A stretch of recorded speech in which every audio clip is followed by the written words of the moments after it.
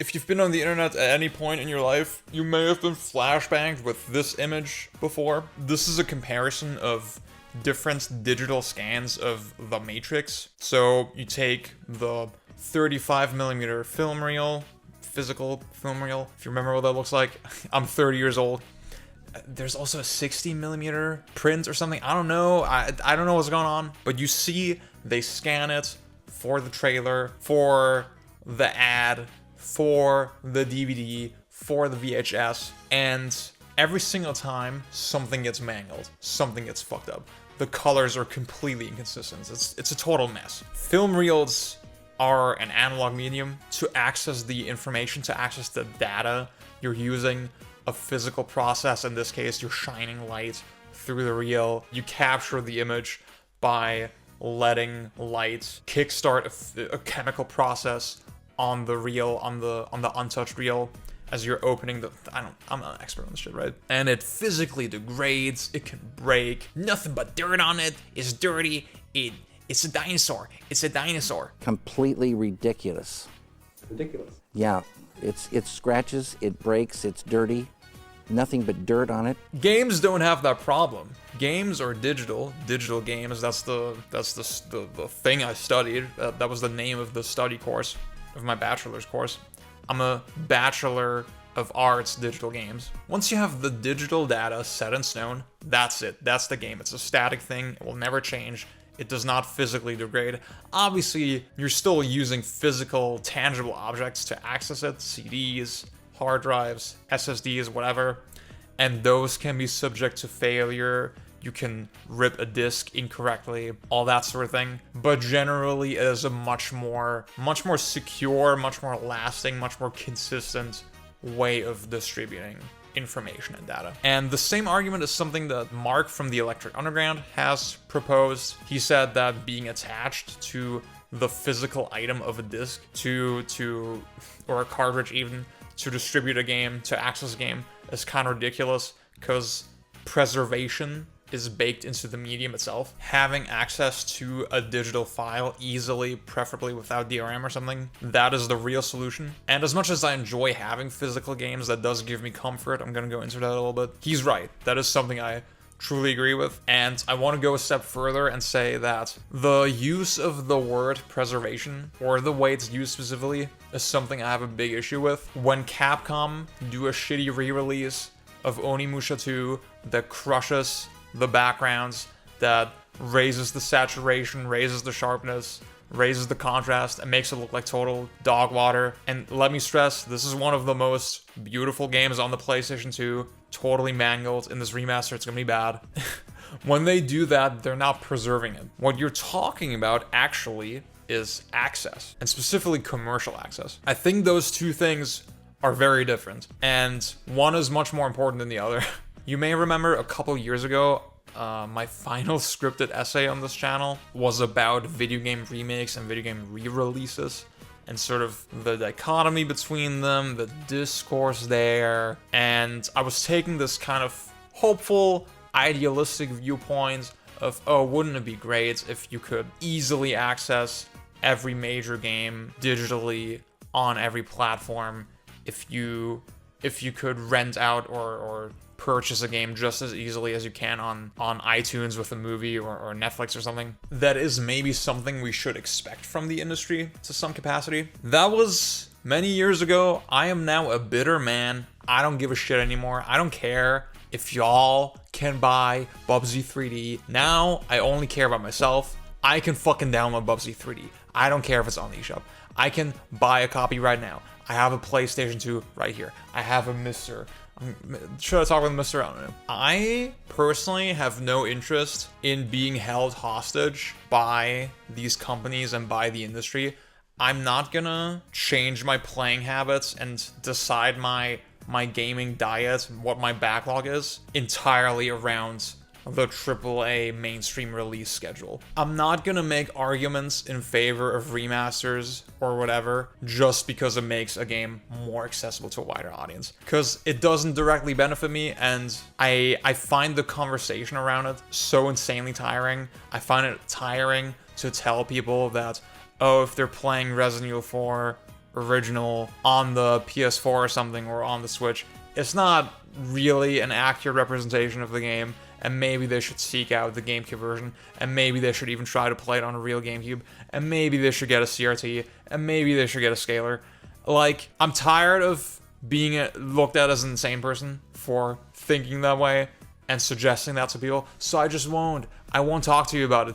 Play whatever you want, I don't care. The reality is I have that enthusiasm for the medium. I have that dedication to it. I really care about that. I really care about an accurate representation of what the devs actually made. Why would I invest myself in getting you to care about it?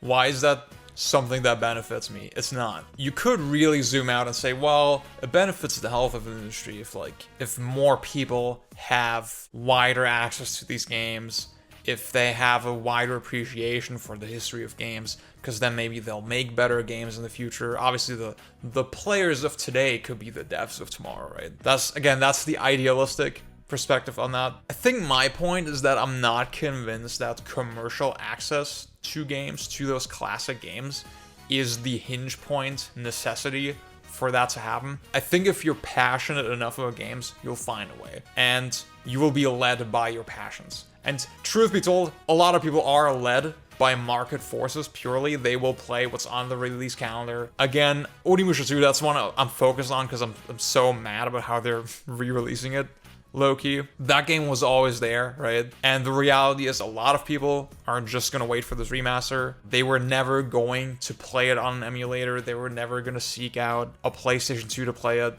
That was never going to happen. I don't wanna shit on that type of person, but that is something I'm really cynical toward. I'm really cynical toward the idea that the market decides when a game is relevant. The market decides when you should care about this game, when you should play this game. Am I really only gonna play RE4 every single time that they re-release it, right? I mean, that's the big meme. Am I really gonna center my life around whatever Capcom decides to do? With their old IP. No, sir. There was a recent rumor that there's a Gears of War collection in development, and this rumor also said that there would not be a multiplayer mode, a competitive multiplayer mode. That would not be included in this remaster. And I was like, well, all those games are on Xbox, and you can still play them, so who cares, right? That seems like maybe an unreasonable amount of effort if a hardcore Gears player is probably going to prefer those original games that are still perfectly accessible, perfectly playable anyway. Now, the argument that you're bringing those games to other platforms other than Xbox aside, I do think that's fair, right? But a friend of mine was saying that, well, that would revive the multiplayer a little bit. And again, it's like, I don't like that. I don't like this insistence that things need to be revived constantly. I don't like the idea that because the market hasn't paid attention to this game in a couple years, I shouldn't be interested in it, or I shouldn't play it, or that's a reason to play it. Maybe my perspective is idealistic in its own way, but yeah. Now, to speak on sort of retro games a little more broadly, what I said about comfort with physical discs, again, obviously digital medium, but that doesn't mean it's that easy. There's still an element of, okay, how do you get the final output? I had a recent issue with my original Xbox. I was trying to play GTA 3 and Vice City on it, and if you're playing those games off a hard drive on a modded Xbox, guess what? They have a insane tendency to freeze. They freeze super regularly. You basically have to play off the disc. You have to get the original disc.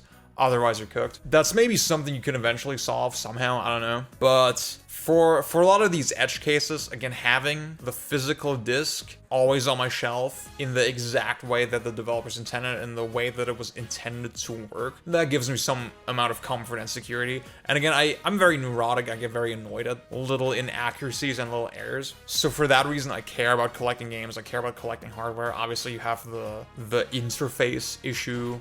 Games with specialized hardware may pose issue in terms of emulating their original input method or whatever.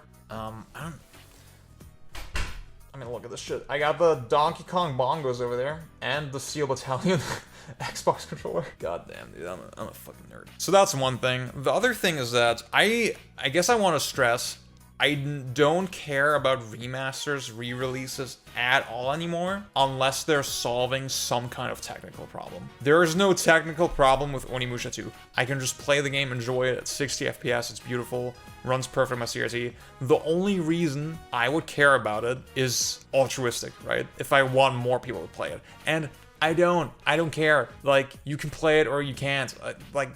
It doesn't affect me. I'm done with that. I'm done arguing in that type of fashion.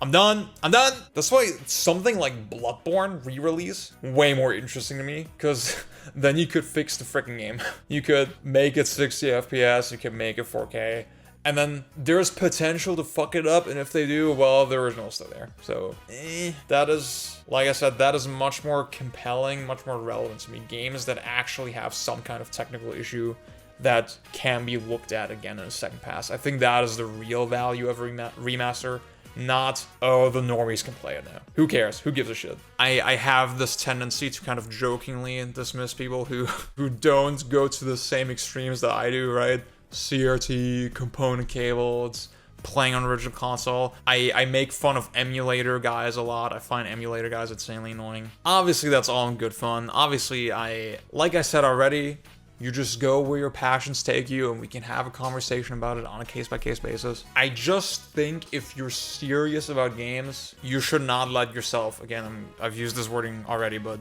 be held hostage by the market.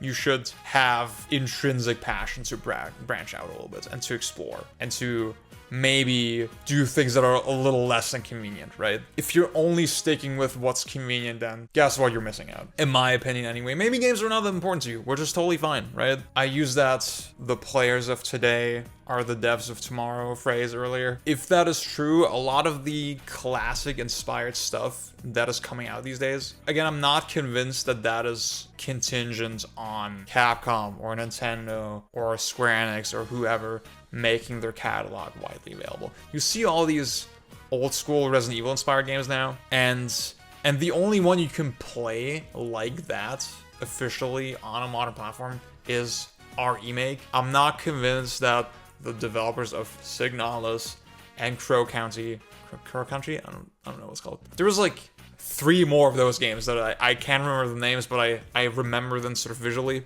There's no way that Capcom had a hand with their modern re-releases and making those happen. It much more likely is, okay, those guys just already like those games, they already sought them out, they downloaded the emulator, they got inspired. Like, I would love a world where the average person can play God Hand and just appreciate it and, like, understand why it's good. But it's not gonna happen, right? It's not gonna happen. It's gonna be the weirdos on the edges that will do that exploration, that will try to follow up on their legacy.